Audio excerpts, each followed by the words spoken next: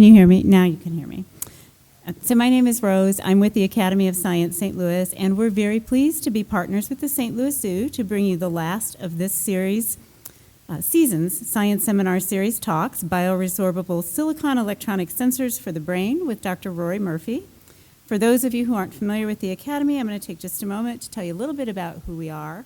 We're an independent science organization supported entirely through community contributions, and we celebrate science at venues throughout the metropolitan region and surrounding counties with very low-cost public talks, science seminars and workshops, and trips and tours that feature scientists and engineering professionals of both national and international renown.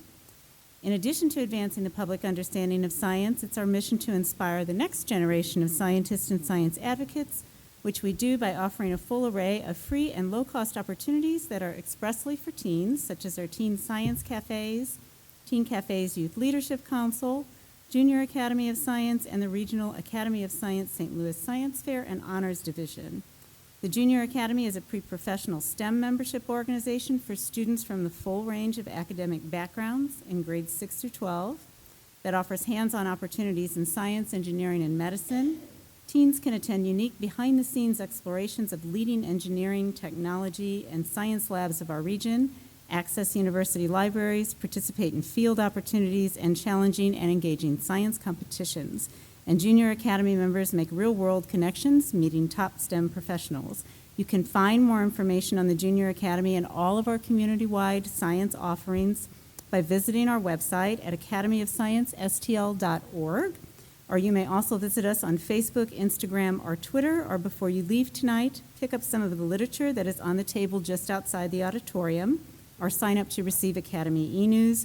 We'll have some e-news sign-up sheets that will make their way around the audience this evening. Please feel free to share your experience or something you've learned tonight via the Academy's Twitter or Instagram accounts at Academy of Sci STL. I do want to mention a couple upcoming Academy events that you might have an interest in attending, and if you are a student, I want to let you know that you might want to check with your teacher. Many teachers offer extra credit for attending Academy events, and we do give proof of attendance if needed following the Q&A.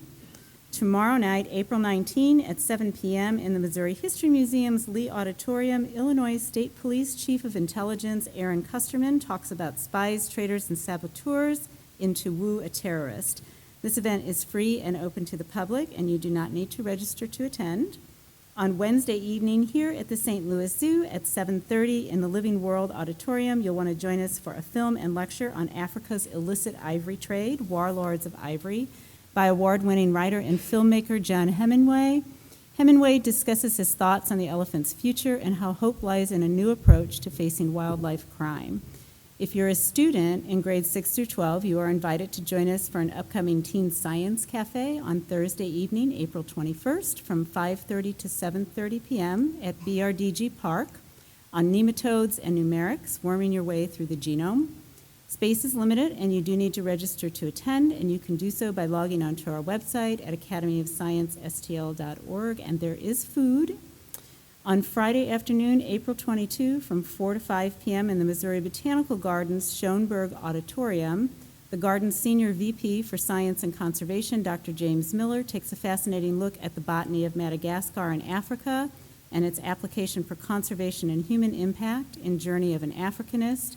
This event is free and open to the public, and you do not need to register to attend. You can find more information, again, on these and additional science opportunities on our website or listed on the event flyers and Academy literature that is available for you to take with you tonight before you leave.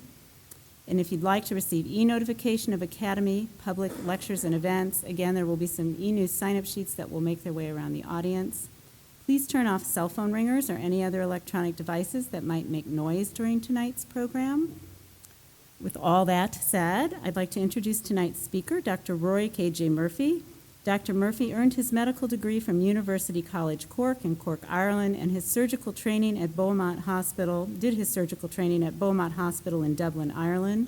He is currently a 7th-year postgraduate neurosurgery resident in the Department of Neurosurgery at Washington University School of Medicine in St. Louis. Dr. Murphy's clinical and research interests include neuro-oncology, the spine, and functional neurosurgery. He specializes in brain-computer interface research and development to treat patients post-traumatic brain injury, and spinal cord injury. And he is the recipient of the American Association of Neurological Surgeons and the Congress of Neurological Surgeons 2014 Stanford Larson Research Award and the Charlie Kuntz Scholar Award, and a recipient of the Clinical Trial Proposal Award from the AANS section on disorders of the spine. And we are pleased to have him here with us tonight to talk about bio-resorbable sensors for the brain. Won't you please join me in welcoming Dr. Rorie Murphy. Thank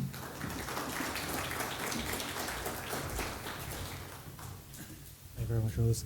Thank you very much for inviting me here to talk and to present our research and our team effort to develop sensors to help treat traumatic brain injury. So in the US and throughout the world, traumatic brain injury is the biggest cause of death amongst young men and women. It causes 52,000 deaths in the US every year, and it causes 275,000 hospitalizations.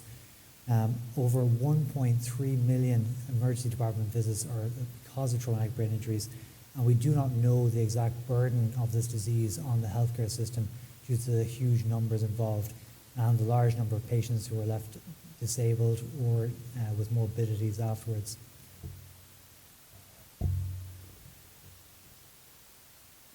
The most common causes of traumatic brain injuries are falls, motor vehicle collisions, being struck by objects or having objects fall on you, and assaults and other causes. And every day in Washington University and St. Louis University hospitals, up to 10 to 15 new patients come in with moderate to severe traumatic brain injuries that we have to evaluate for potential surgical intervention and treatment. This happens very commonly and affects everyone. Some famous people recently who've had severe brain injuries included Natasha Richardson, Michael Schumacher, 7-time World Formula One Grand Prix winner who was left in a comatose state after a severe traumatic brain injury, and Tracy Morgan as well recently, who was in New York with a severe traumatic brain injury. One death, one severe morbidity, and one patient who took at least a year to recover and get back to activity. So you can see in these 3 patients how bad a brain injury can be. And the cornerstone to managing traumatic brain injuries that require surgical evaluation and possible intervention is managing the pressure within the brain. And essentially the skull is a closed box. So anytime you have a head injury, it can cause swelling of the brain, development of blood clots around the brain, and increase in brain fluid. And all these 3 can increase the pressure in the brain and essentially decrease the amount of blood that's going to your brain and cause strokes, seizures, and essentially cut off the blood supply to the brain, leaving you with either with symptoms, severe symptoms, stroke-like symptoms, and they can even possibly kill you. Over here on the right-hand side, you can see the normal brain in a healthy state.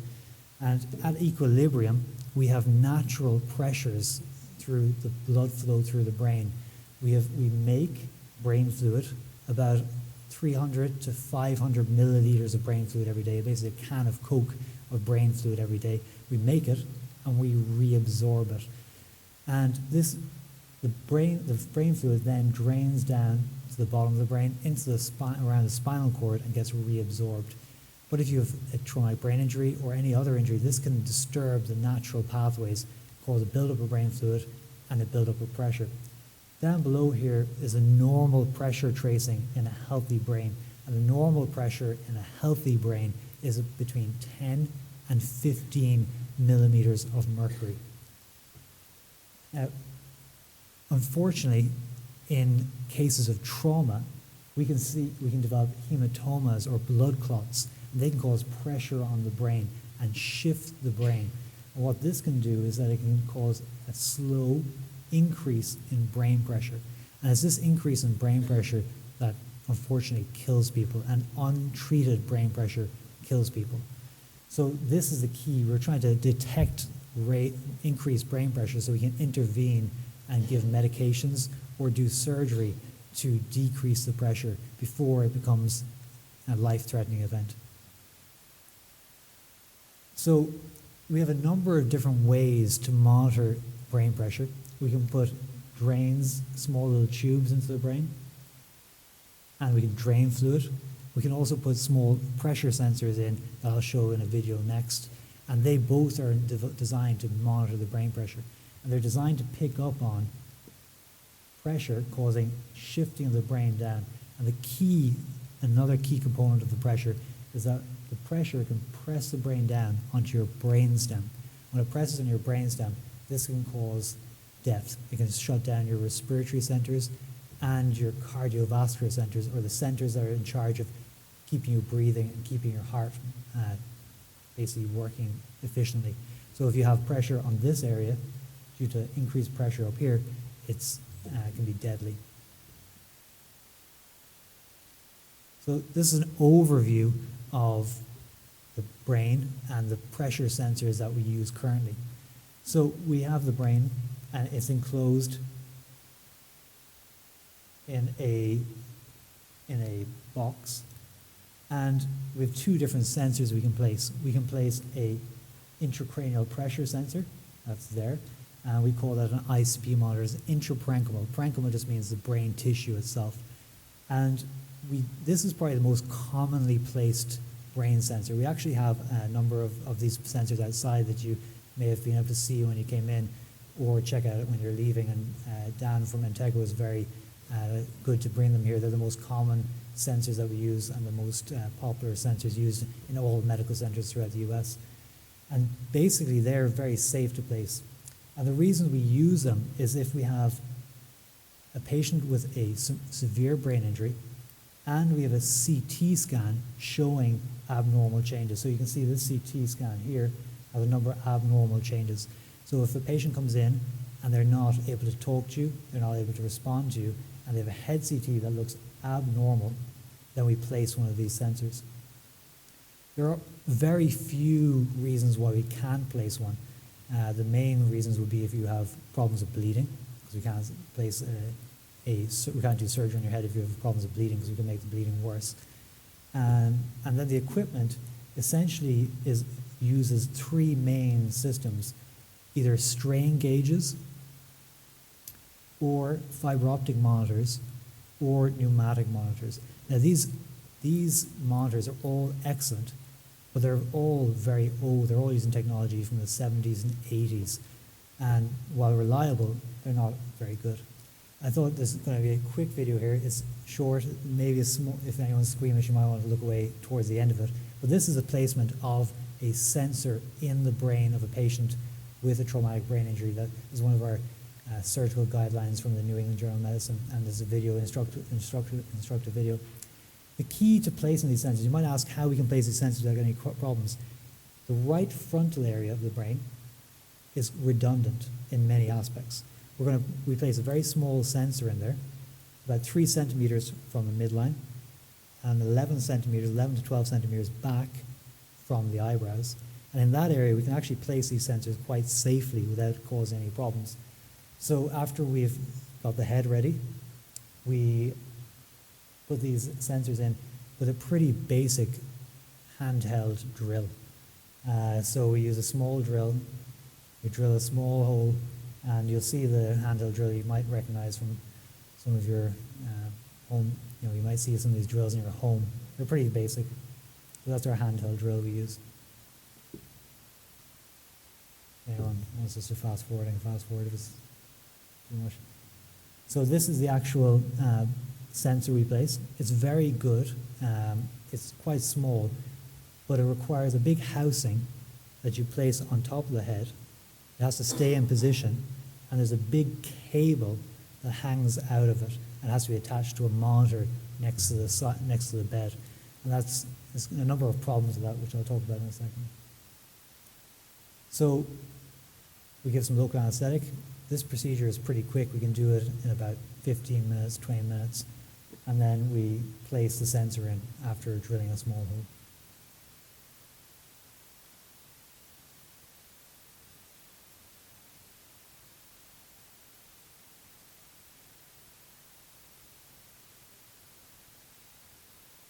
This actually is surprising. You can do this on patients who are awake as well. So In patients who have hydrocephalus or buildup of brain fluid, we can do this on awake patients with local anesthetic, and they can tolerate it.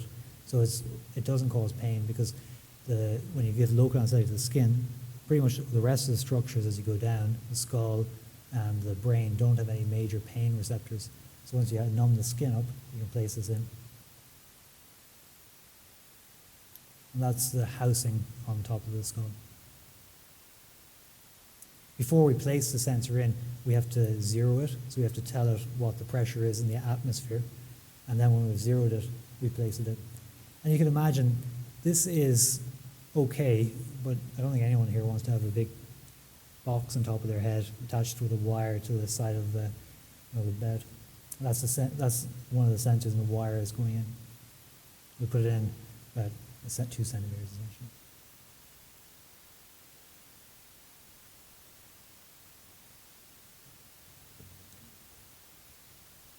So after we've placed one of these sensors, there's a number of steps we go through to reduce the chances of the patient dying from the brain injury or having severe problems like stroke-like symptoms.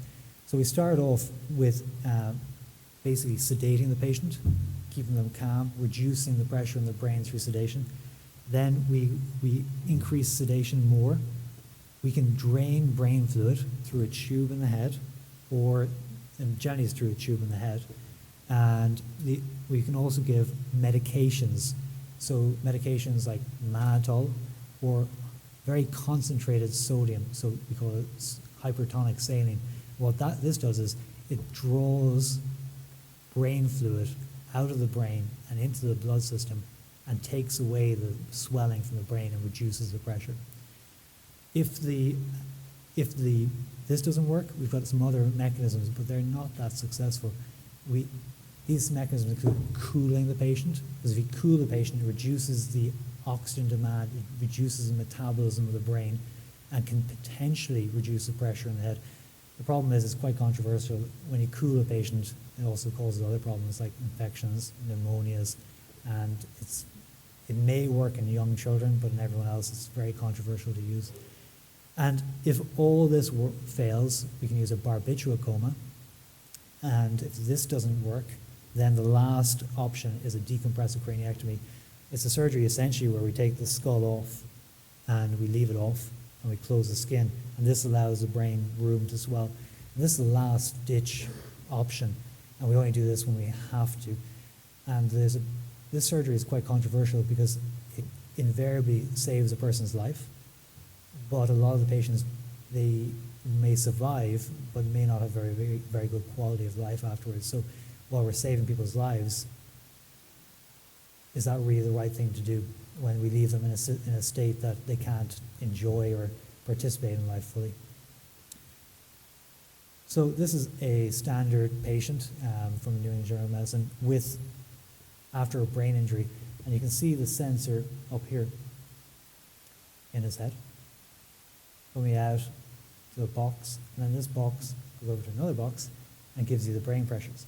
And so we guide our therapy on the patient's exam, their clinical exam, so what they're doing, how their pupils are reacting, and if they're sedated with lots of medications and we do not have a neurological examination, then we have to base our treatment pretty much solely on the number we're getting from the intracranial pressures. And you can see there's a number of problems with this. It's a big cable. Every time this patient needs to be moved, there's a chance it can get pulled out. And then you have to place a new one. While the procedure of placing isn't that hard, it's still not good to have something going in and out of your brain regularly. And it also makes it difficult to look after the patient. So you can't do respiratory care, you can't look after the lungs properly because they're stuck in the bed, they're kind of tethered. And in situations where you have a patient, maybe not in a brain injury setting, but in a patient who you want to find out what their brain pressures are and they're actually awake and alert, it's very tough to have a patient tethered to the bed. Essentially a wireless system would be excellent because you could place it in and then they could do their activities, their normal activities, and you can monitor their brain pressures at home or outside the hospital when they're really doing the activities that you're really interested in. So there's a number of problems with the sensors currently. This is a picture of the decompressive craniectomy. Ideally, we'd have a sensor we could place after surgery. And in decompressive craniectomy, we make a large incision and we take the bone off. We open up the dura, which is the leathery lining outside the brain. And that allows the brain to swell and takes the pressure off the brain and can be life-saving in many cases. Problem is we don't have any sensors that we can place in afterwards. This sensor, the problem with this sensor is that it requires a housing cable. Ideally, we'd have a sensor we could just place that was wireless. We could place in the surgical cavity. So when we take the bone off, we just lay it on the brain and then close the scalp over it, and it would be able to transmit out the information wirelessly. And so that's where myself and our engineers started talking about the challenges we're having, because on Friday night we did 2 of these cases. And so this is very common. And I was talking to some engineers in the University of Illinois. I was describing the challenges we're having and the technology they're developing there with wireless electronics and dissolvable electronics seems like an ideal fix to the problem. And that's how we started collaborating about 3.5, 4 years ago on the project after discussing cases.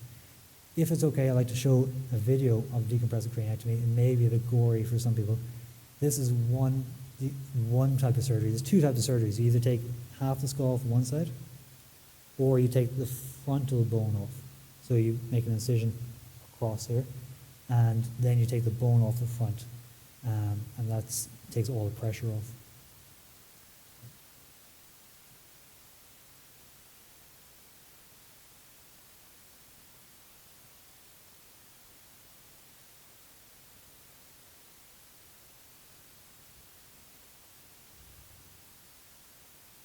So this is our incision that we make.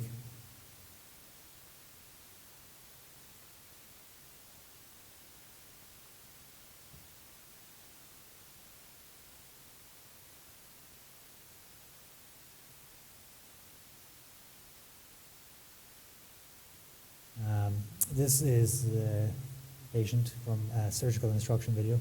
So we drape them, cover them in drapes. And then essentially we make an incision through the skin, flap it forward, and then using standard landmarks so we know we're safe, we place small holes in the skull and we cut the bone off. And you'll see that here as it moves forward. So this is placing a small incision. The main interesting thing is that the scalp, once you go through the skin, you can flip it forward and it actually slides forward pretty easily. So you can actually flip the scalp forward quite smoothly. It only takes maybe 10 minutes to do this.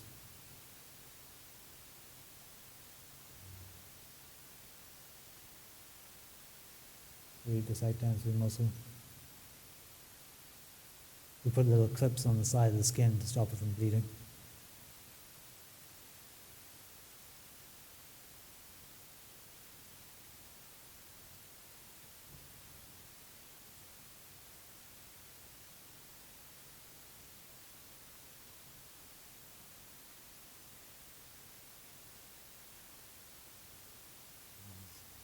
I apologize, this is moving slowly here.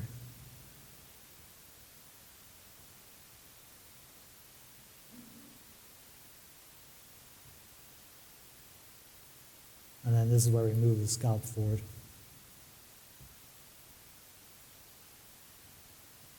And this patient, you can maybe able to see it, this patient actually had a sensor in his head. You can see a small hole from the brain sensor he originally had over on the other side.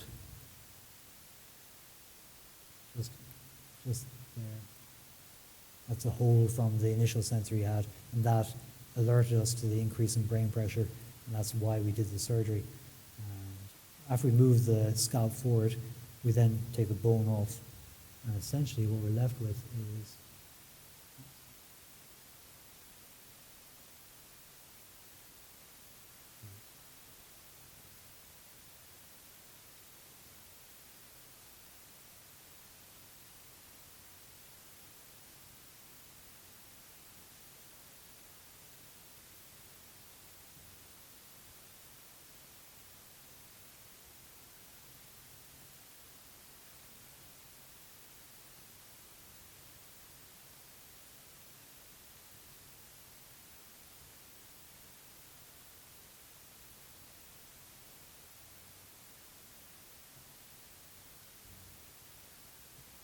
After taking the bone off, what we're left is the brain.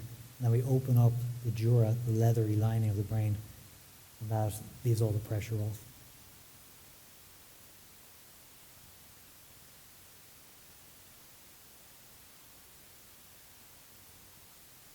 And this is just before we open the dura. So now we're opening the leathery lining.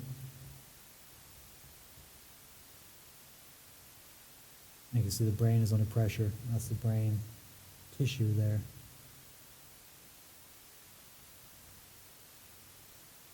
And so what we do is we take the leather lining. It's quite tight. The leather lining is quite strong. So we have to open it up and spread it aside so the brain has room to spread out. So after we've done that, then the brain is relaxed.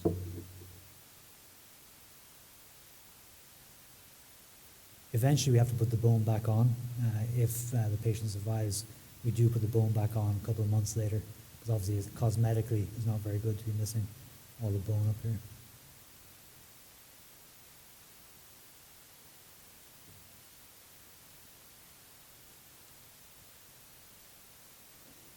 That's the brain after the surgery.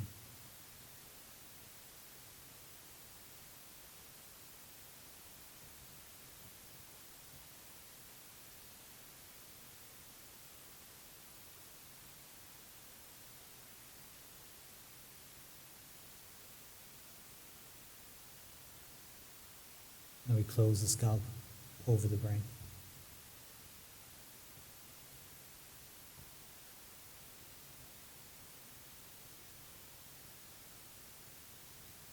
Another challenge we have, we use a number of different electronic implants in the brain, deep brain stimulators for Parkinson's disease. We use pacemakers for the heart. One major problem is the body always tries to reject these devices. It's very common. And a number of issues can arise. So leads or wires can cause fibrosis or scarring, and that can be quite painful for patients. Infections can be common due to infection through the skin or spread through the bloodstream to the implant, because it acts as basically a magnet sometimes for infection. Or infection can go through the body and stick to the implant. So sometimes implants get infected. Another problem with implants is that they can erode through the skin because the body essentially can react to them, or in very thin patients they can erode through the skin. So it's not uncommon to have implants that erode through the skin and we have to take them out. And that can be a big problem. And so taking all these different factors into account, so problems with cables, problems with the body rejecting implants, and the fact that a lot of time we do surgery, we want to place something in there and get information out wirelessly.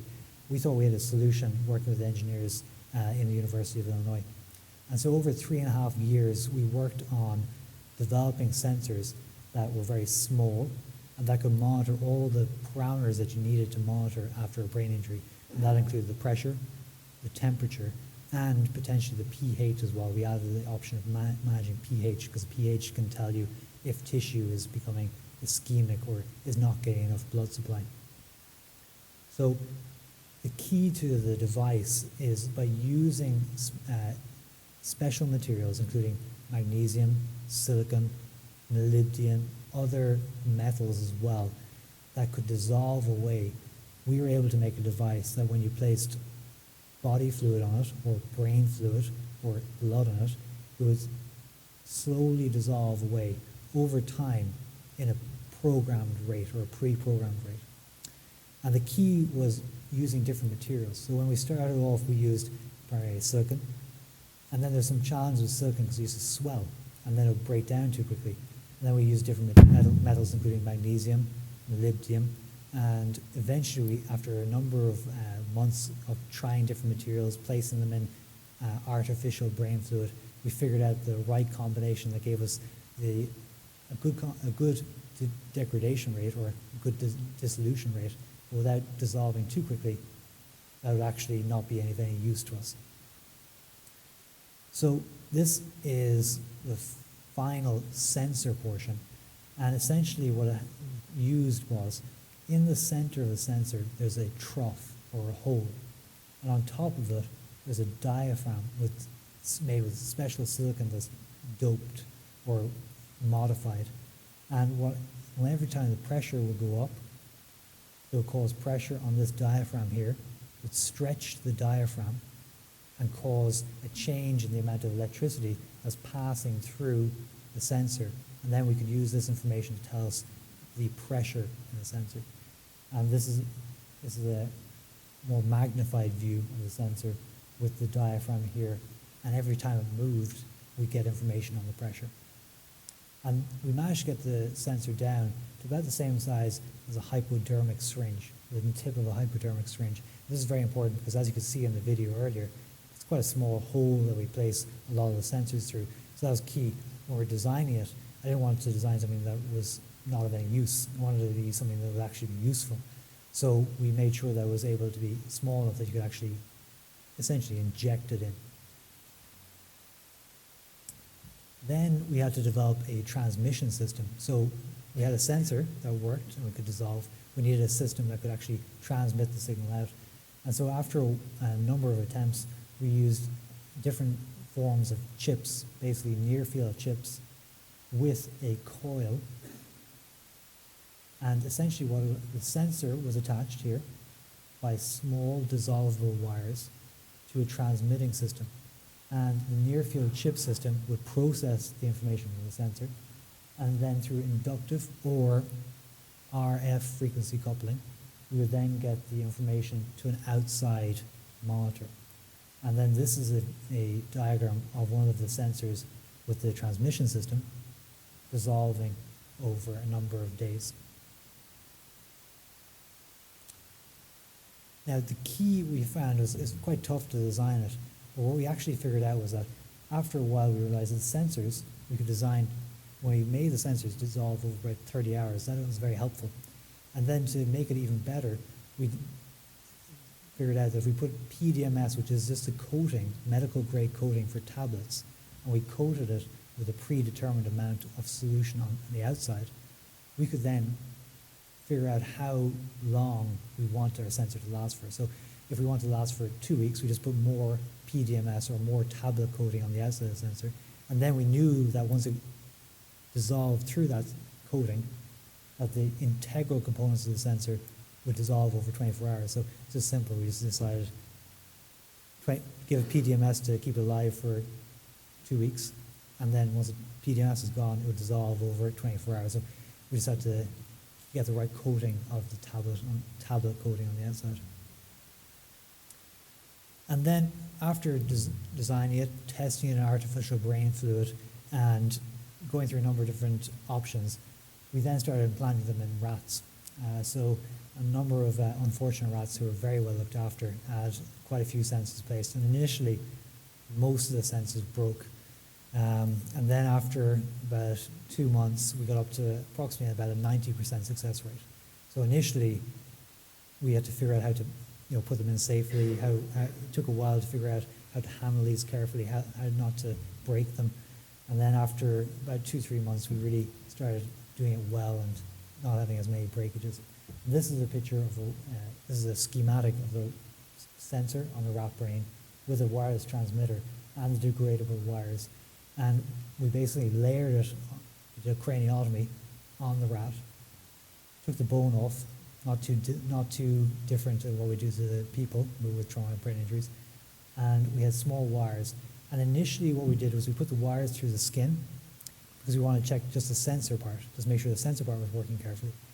And then we put it to a non-resorbable or a transmitter that didn't dissolve away, because we wanted to make sure that we knew what was happening, which one was breaking. Was it the sensor or was it the transmitter? So initially we just tested just the sensor portion. And so after we had the sensor portion working smoothly, then we moved on to testing the transmitter system, and then we went on to testing the sensor and the transmission system at the same time after we troubleshot each different stage. And this is a picture of one of the rats in a cage with the transmitter on his head protector, because these rats, they do everything they can to pull this thing off their head. It's actually quite tough to keep it on their head. And we kept these sensors going for 7 days. Now, the average window for a patient after a traumatic brain injury, the most critical period is the first probably 3 days. But up to 7 days can be extremely important as well. So our goal was to demonstrate that these sensors could last and give results reliably for at least 7 days, because that was clinically relevant. And we tried a number of different approaches as well. So implanting them, not only did we layer them on the brain, but we also injected them similar to we do for patients. And so we used a special system, made a small hole in the head and the skull, and then injected the sensors in, and then attached them to a transmitter system.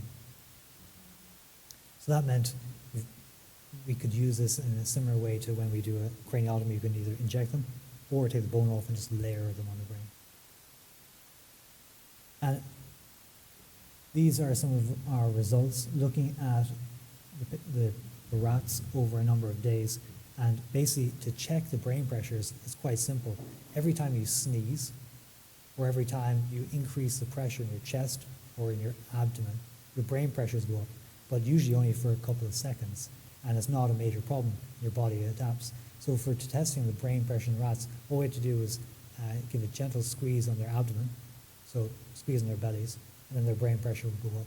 And so that we could do that reliably over an hour, 2 hours when the rats were under anesthesia, and just make sure that the sensors were working. We did that each day. So we monitored the pressures as the rats were in the cage, and then each day we took them out of the cage, we monitored them for about an hour, putting the pressures up and down, so we could check how accurate our sensors were. And we compared them with this standard sensor. So we also had a standard sensor on the other side of their head. And another major concern we had was we're using materials that, while they theoretically should be safe in humans, we didn't know were they exactly safe in humans. Magnesium is in your body, silicon breaks down to sialic acid, so it should be safe.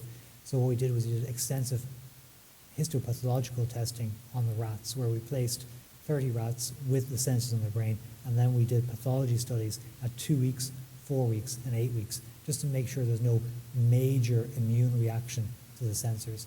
And we didn't see any. Now this is not good enough to this is not good enough to prove that it's safe for humans, but it just shows that there wasn't any major reaction. So if we did want, as we move forward, working with the military and the FDA, we'd need to do this more extensively in animals and eventually people, but in a very more stringent manner.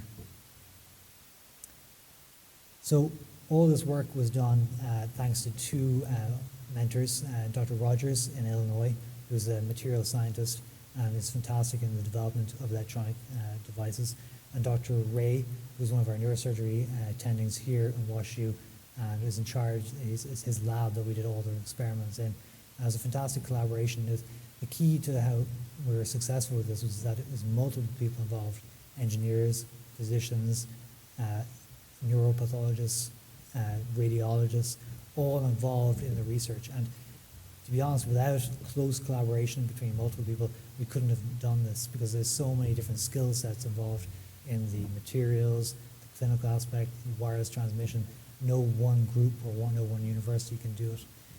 And the main person we had to be thankful for was Sung. So Dr. Rogers has a strong collaboration with universities in Korea. So Seok-Won came over 4 years ago. Myself and him were paired to work on the project together. And over the 4 years, we became very friendly and made a good bond. And the main, that he was instrumental to the development of the materials and the wireless system. And then I was mainly on the clinical side, working on implanting all the rats, making sure that everything was clinically validated and clinically applicable. So future directions. So where are we going to go from here? So we are working on enhancing the ability of the sensors so that we can monitor pH, we can monitor potentially EEG or electrical activity from the brain, and also potentially flow. So as you can imagine, we could place a sensor wirelessly, a sensor on a blood vessel, gain information from the blood vessel and its flow, and then dissolve away. So that would be very important on other parts of the body, whether it's heart surgery or abdominal surgery. And the main backers of all this research has been the military. So the initial studies were sponsored by DARPA, and now we're working with the US Combat Casualty Care Group to work on our next set of tests that will prove basically larger animal tests, and the next tests that will get us into humans. And so we envision that over the next 2 to 3 years, we'll be able to do those tests that will put us in a position that we could place these sensors into severely at-risk people. And I'd like to thank you for inviting us here and letting our team show you our research. I'd love to answer any questions you have.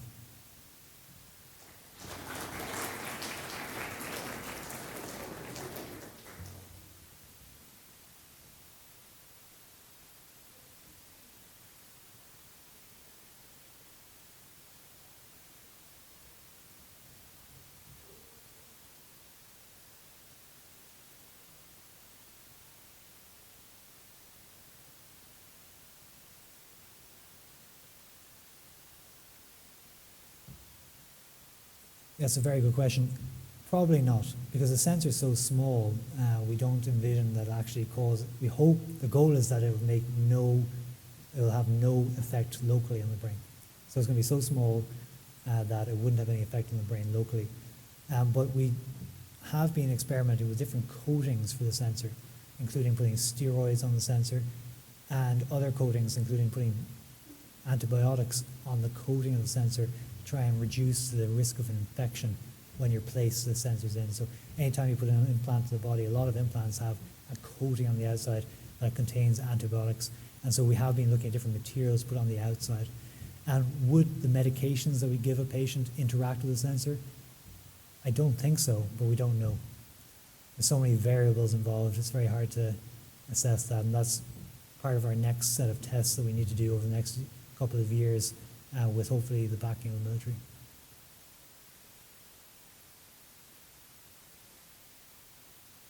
Well, you can place the sensor in, primarily we'll be placing it on the brain tissue or in the brain tissue. Probably not in the ventricle because it's wireless and can move around. You don't want to move into somewhere you don't want it. And eventually it will dissolve away, but theoretically if it moved into an area and caused a blockage of brain fluid, it could cause problems. So generally we try and put it in the brain or on the brain. Yes. Great question. I'm kind of afraid. Are you going to do it before me? The materials have been, a number of aspects of the materials. So as you know, patents are very complicated. So some aspects have been provisionally patented and they're going to be converted very soon. And some of this is building on information from before. So some of the aspects of this have been patented over the past 5-10 years by the group in Illinois and our university here. So a lot of the aspects of this is completely new and novel, and yes, there are a number of new patents being developed. And the key is that when you're patenting things, you want to try and patent before you publish. So before we published the papers describing what we're doing, we submitted a number of patents on it to try and protect the information and make sure that it was viable. The other problem is getting these sensors into people costs a lot of money.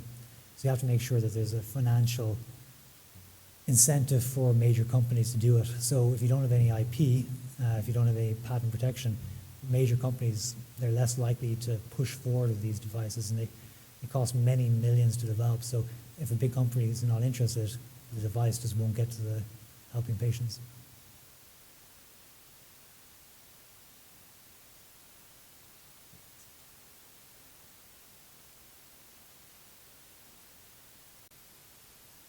Yeah, there's specified standards, American standards for intracranial sensors, and they vary depending on how high the pressure is. We are reasonably accurate. We were within 2 or 3 millimeters of mercury. From our testing, we believe we're within the Academy of the American Academy of Standards testing. So we believe we are as good as the standard of care. However, we do need to do further validation testing of that, and that's, that'll be over a long period of time. You have to do that multiple testing, multiple animals, and the device has to be, has to work 100% of the time. There's no room for error, and that's why a lot of these devices currently we use are using very old technology because it's very well proven. Yes.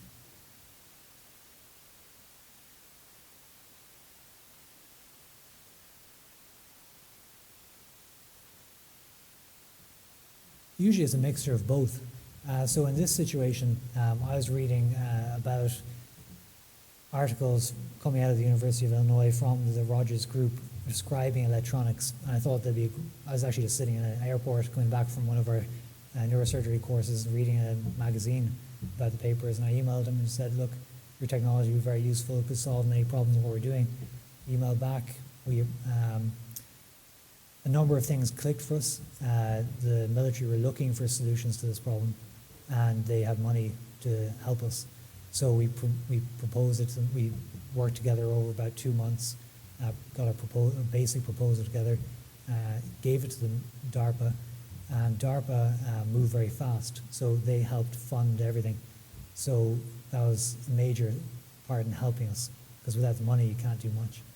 So it's a mixture of people coming and giving talks, and people reading other people's papers and literature. So main thing is, if you read someone's paper and you're interested by it, just email them or call them or talk to them and see if there's a potential for collaboration.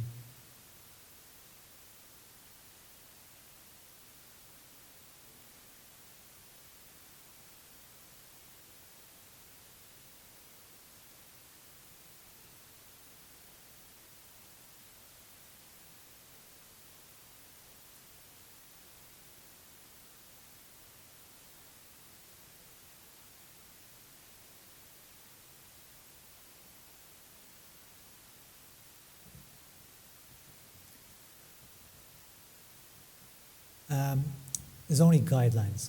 So the guidelines I showed earlier, there's a lot of debate. So the guidelines I showed earlier were published last year, and there was significant debate about even those guidelines. So there's no proven way to do it. A lot of this is trial and error, and over in the 70s, 80s, 90s, they realized that mannitol seemed to be helping. They also tried other medications like steroids. They tried steroids in a lot of patients with brain injuries, and they realized that a lot of the patients were unfortunately developing other side effects like ulcers, bleeding, bad pneumonia. So they eventually realized that steroids were not a good idea in brain injury. A lot of this is trial and error over many years. And they do randomized control trials. So currently there are a number of randomized control trials looking at medical therapy versus early surgical therapy. But they're still ongoing, and they're very tough to do.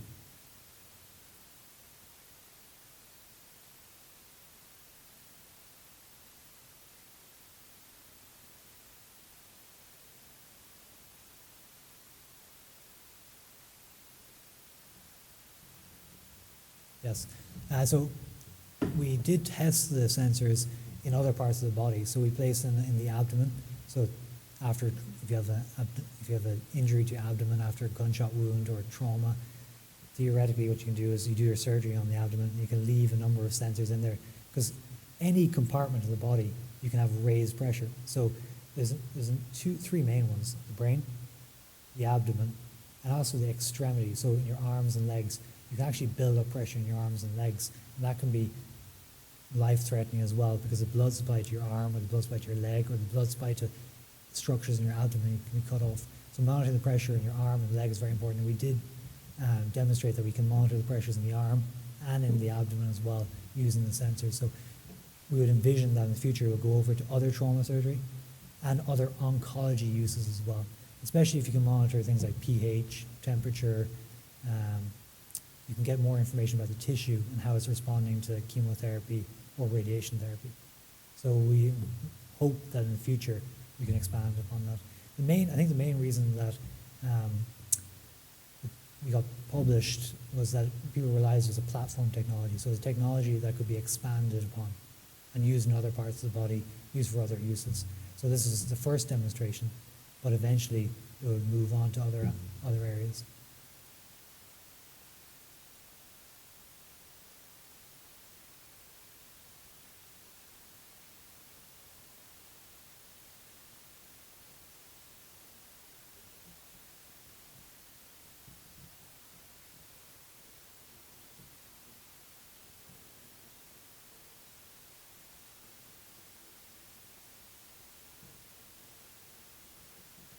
So the systems, we're slowly getting them better and better. So we can place the wires, so we can place the sensor in the brain, the wires up through the hole, and then put the transmitter underneath the skin. Oh, let me show you a picture of this.